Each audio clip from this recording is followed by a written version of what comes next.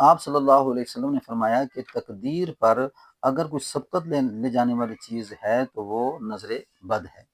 یعنی تقدیر پر سبقت لے جانے والی کوئی چیز نہیں ہے، اگر اس سے کچھ سبقت لے جانے والی چیز ہوتی تو وہ نظر بد ہوتی۔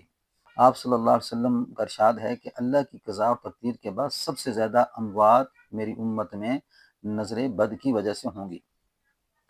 یہ کافر آپ کو اپنی نظر سے گرانا چاہتے ہیں کے بارے میں نازل ہوئی، یعنی یہ کافر آپ کو بری نگاہ سے دیکھتے ہیں اور آپ کو پھسلانا چاہتے ہیں، یعنی آپ کے ساتھ حسد رکھتے ہیں اور آپ کو تکلیف دینا چاہتے ہیں۔ السلام علیکم ورحمۃ اللہ وبرکاتہ۔ آج ہم ایک ایسے موضوع پر بات کریں گے جو بہت ہی اہم ہے کہ ہم اچانک بیماریوں میں مبتلا ہو جاتے ہیں تو اس کی حقیقت نظر بد کے ساتھ ملتی ہے کہ نظر بد جب انسان کو لگتی ہے تو وہ اچانک پریشانیوں میں، بیماریوں میں، تکلیفوں میں مبتلا ہو جاتا ہے، اور پھر نظر بد کو قرآن حدیث کی روشنی میں سمجھنا بہت ضروری ہے۔ اگر انسان اس کو نہیں سمجھتا تو یہ اس کی بہت بڑی نادانی ہے،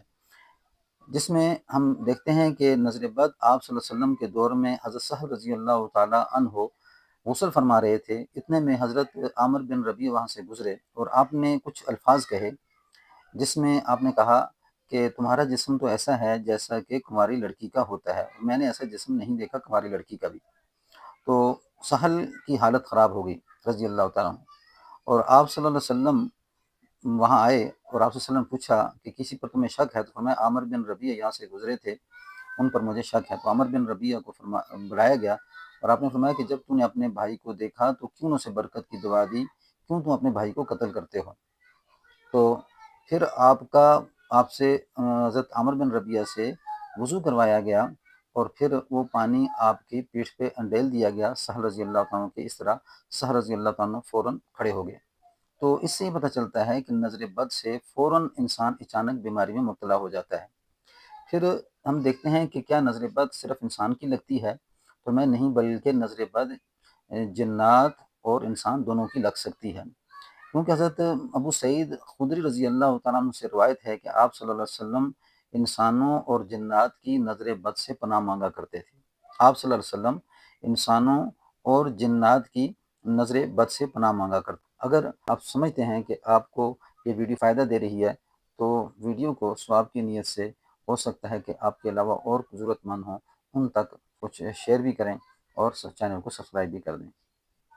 آپ صلی اللہ علیہ وسلم نے فرمایا کہ تقدیر پر اگر کوئی سبقت لے جانے والی چیز ہے تو وہ نظر بد ہے، یعنی تقدیر پر سبقت لے جانے والی کوئی چیز نہیں ہے، اگر اس سے کچھ سبقت لے جانے والی چیز ہوتی تو وہ نظر بد ہوتی۔ اب یہ نظر بد کی کچھ حدیث ہمارے سامنے آ رہی ہیں، اور پھر نظر بد محبت سے بھی لگتی ہے اور نظر بد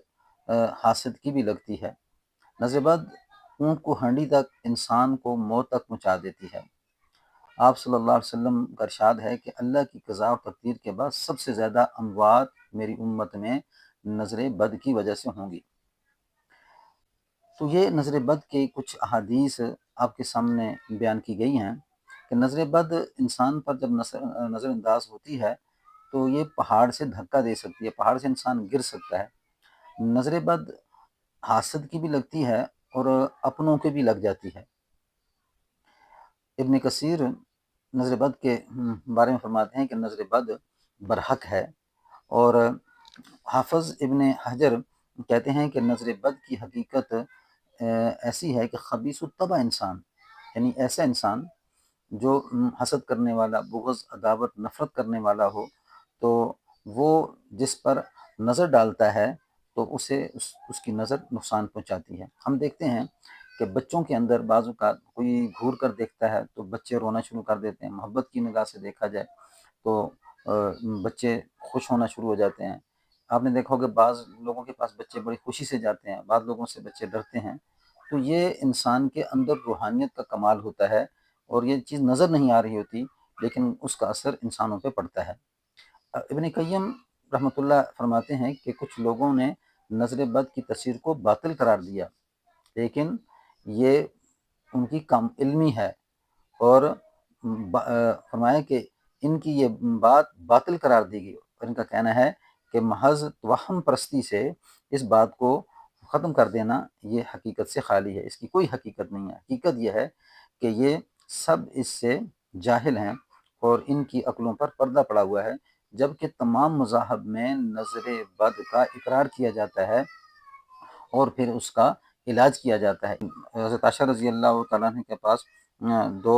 بچیاں تھیں، تو آپ صلی اللہ علیہ وآلہ وسلم نے فرمایا کہ ان پر نظر بد کا دم کرو۔ حضرت ام سلمہ سے روایت ہے کہ حضور صلی اللہ علیہ وسلم نے ایک بچی تھی جس کا رنگ پیلا اور زرد ہو چکا تھا، تو اس بچی کے بارے میں آپ نے فرمایا کہ اس پر نظر بد کا دم کرو۔ حضرت جابر رضی اللہ عنہ کہتے ہیں کہ آل حزم کو سام کے ڈسنے کی وجہ سے آپ نے دم کی رخصت عطا فرمائی کہ بھئی تم ان پر دم کیا کرو۔ اسماء بنت امیس سے پوچھا آپ صلی اللہ علیہ وسلم نے کیا وجہ ہے کہ میرے بھتیجے کمزور ہیں، تو کیا یہ فقر و فاقہ کا شکار ہیں، تو کیا انہیں کھانا نہیں دیا جاتا؟ بلکہ فرمایا کہ نہیں، بلکہ انہیں نظر بد بہت جلد لگ جاتی ہے، تو آپ صلی اللہ علیہ وسلم فرمایا کہ ان پر نظر بد کا دم کیا کرو۔ تو یعنی اس سے یہ پتہ چلا کہ جو انسان کھانے پینے کے باوجود کمزور رہتا ہے تو یہ اکثر نظر بد کا شکار رہتا ہے۔ عائشہ رضی اللہ عنہ فرماتی ہیں کہ آپ نظر بد کے بارے میں دم کا حکم کرتے تھے۔ حضرت انس رضی اللہ عنہ فرماتے ہیں کہ پھوڑوں، بچھو اور سام کے کاٹنے پر آپ صلی اللہ علیہ وسلم نے دم کی اجازت دی۔ نظر بد کا لگنا برحق ہے، اونچے پہاڑ سے یہ نظر بد انسان کو گرا دیتی ہے، اور سورۃ النون والقلم کے اندر ان یکاد الذین کفروا لیزلقونک بابصارہم، قریب ہے کہ یہ کافر آپ کو اپنی نظر سے گرانا چاہتے ہیں کے بارے میں نازل ہوئی، یعنی یہ کافر آپ کو بری نگاہ سے دیکھتے ہیں اور آپ کو پھسلانا چاہتے ہیں، یعنی آپ کے ساتھ حسد رکھتے ہیں اور آپ کو تکلیف دینا چاہتے ہیں۔ تو پھر آپ صلی اللہ علیہ وسلم فرمایا کہ اگر تقدیر پر سبقت لے جانے والی کوئی چیز ہوتی تو وہ نظر بد تھی۔ تو یہ کچھ شواہد ہیں جو ہمیں قرآن حدیث سے ان کا علم معلوم ہوتا ہے۔ اس کر کے کچھ بیماریاں ایسی ہوتی ہیں جو نظر بد سے پیدا ہوتی ہیں لیکن انسانوں کی توجہ یہاں نہیں ہوتی، تو اس کر کے ضروری ہے کہ ہم اس نظر بد کے بارے میں غور و فکر کر کے ہم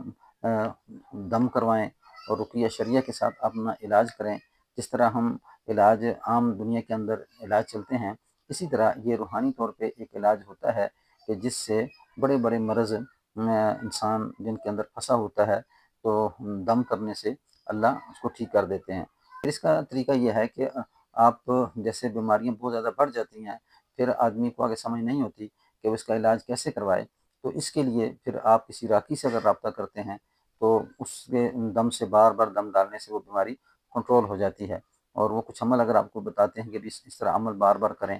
تو پھر الحمدللہ اللہ تعالیٰ اس بیماری سے اس انسان کو نجات دے دیتا ہے۔ تو اگر آپ کسی بھی بیماری میں اگر آپ کسی بھی بیماری کے اندر مبتلا ہیں اور آپ دیکھتے ہیں کہ بیماری ٹھیک نہیں ہو رہی باوجود علاج کے، تو آپ اس نمبر پہ رابطہ کر سکتے ہیں 0324 93 31 476۔